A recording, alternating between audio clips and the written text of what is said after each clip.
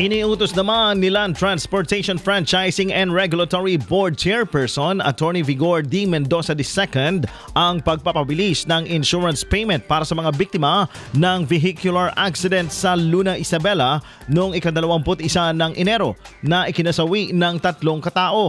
Ayon sa paunang ulat, nawalan umano ng kontrol ang dump truck dahil sa sobrang bilis at madulas na kalsada, dahilan upang bumangga ito sa kasalubong na jeepney sa isang national highway. Dahil sa lakas ng impact, may mga pasaherong tumilapon habang natanggal ang bubong ng sasakyan.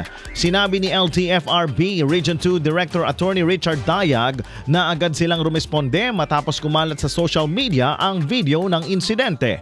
Nag-deploy ang LTFRB ng mga tauhan upang magsagawa ng investigasyon at kumuha ng police report upang matukoy ang mga pangyayari sa aksidente.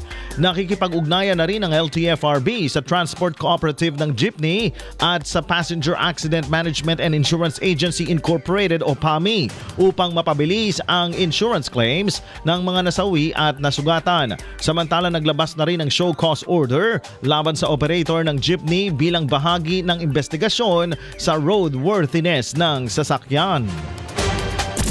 IFM News.